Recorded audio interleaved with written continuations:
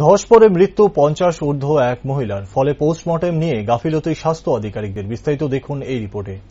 রাতভর মুষলধারে বৃষ্টির জেরে জীর্ণ প্রায় বসত ঘরের মাটির দেওয়াল খসে পড়লে চাপা পড়ে ঘটনাস্থলে একাধিক গৃহপালিত পশু সহ মৃত্যু হয় 50 ঊর্ধ্ব এক দিনমজুর মহিলার। এদিকে মাটি চাপা পড়ে মৃত্যু হলেও কল্যাণপুর হাসপাতালে দায়িত্বপ্রাপ্ত চিকিৎসক প্রিয়াঙ্কা দাস অজ্ঞাত কারণে ময়না তদন্ত ছাড়াই মৃতদেহ পরিবার পরিজনদের হাতে তুলে দিয়ে একরাশ প্রশ্নের জন্ম দিয়েছে।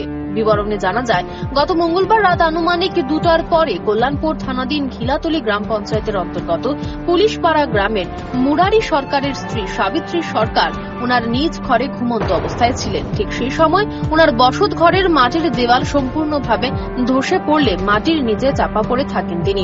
ঘটনার প্রায় ঘণ্টা দুয়েক পরে পরিবারের পরিজনরা বিষয়টা সম্পর্কে বুঝতে পেরে ভোরের আলো ফোটার সাথে সাথে ওনাকে কল্যাণপুর হাসপাতালে নিয়ে আসলে দায়িত্বপ্রাপ্ত চিকিৎসক প্রিয়াঙ্কা দাস মৃত বলে ঘোষণা করার সাথে সাথে পরিজনদের হাতে দেহ তুলে দেন। কিন্তু ময়না তদন্ত ছাড়া দেহ কিভাবে প্রিয়াঙ্কা দাস পরিজনদের হাতে তুলে দিয়েছেন এই নিয়ে ব্যাপক প্রশ্ন তৈরি হয়। অবশ্যই যিনি এমওআইসি রয়েছেন, সিএমও রয়েছেন, এই বিষয় নিয়ে আমি অবশ্যই কথা বলবো এবং কেন এমনটা হয়েছে তার জবাবদিহি তাদের দিতে হবে, না যে সরকার প্রশাসন তার মতো করে ব্যবস্থা নেবে।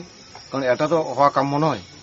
একটা নিরীহ পরিবার, গরিব, এবং দেখতেই পাচ্ছেন কি অবস্থা, ঘর নেই, থাকার ব্যবস্থা নেই। আমাদের সরকার তাদের জন্য ঘরেরও ব্যবস্থা করেছি।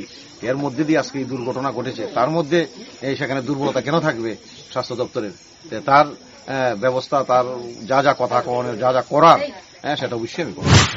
ঘটনার পরবর্তী সময়ে ময়দানে অবতীর্ণ হন বিধায়ক পিনাকি দাস চৌধুরী। অবশেষে বিধায়কের দাবদানি খেয়ে ময়না তদন্ত করতে বাধ্য হন হাসপাতাল কর্তৃপক্ষ। এমনকি বিধায়ক পিনাকি দাস চৌধুরী সহ ব্লক চেয়ারম্যান সৌমেন গোপ এবং অন্যান্য প্রশাসনিক শীর্ষ ব্যক্তিত্বরা ঘটনাস্থলে উপস্থিত হয়ে দুঃখ প্রকাশ করেন এবং আগামী দিনে প্রশাসনিকভাবে সব প্রকারের সহায়তা করার আশ্বাস দেন। Bureau report, rising Tripura.